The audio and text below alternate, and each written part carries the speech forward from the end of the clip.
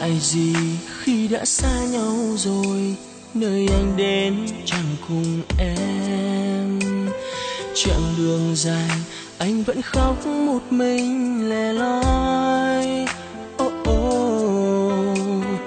Từ ngày buồn anh vẫn luôn tin rằng em sẽ mãi chờ đợi anh. Rồi một ngày anh cũng sẽ trở về cùng em, cùng em. Ở nơi phương xa ấy, giờ này em biết không, trái tim anh lạnh lẽo cô đơn giữa bao người. Cần một làn hơi ấm, cần bờ môi khẽ run, để cho anh được thấy như em đang kề bên. Người yêu ơi có biết rằng anh rất nhớ em, những yêu thương nồng cháy khi xưa lúc bên nhau.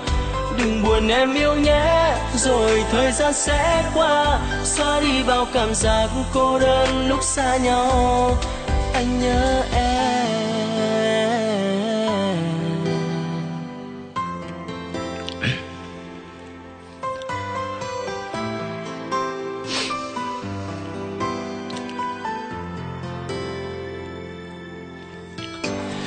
Còn lại gì khi đã xa nhau rồi, nơi anh đến chẳng cùng em.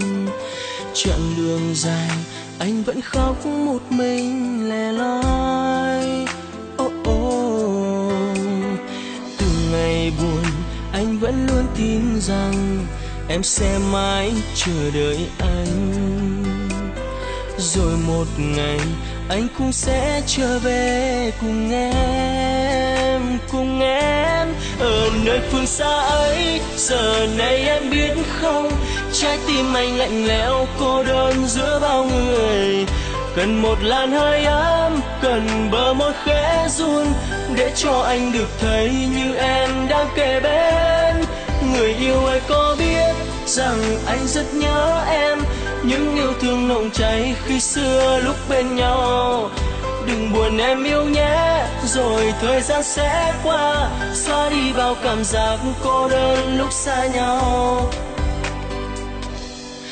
Ở nơi phương xa ấy, giờ này em biết không, trái tim anh lạnh lẽo cô đơn giữa bao người.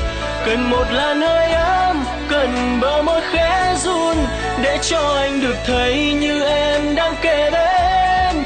Người yêu ơi có biết rằng anh rất nhớ em, những yêu thương nồng cháy khi xưa lúc bên nhau. Đừng buồn em yêu nhé, rồi thời gian sẽ qua, xóa đi bao cảm giác cô đơn lúc xa nhau. Anh nhớ em, anh nhớ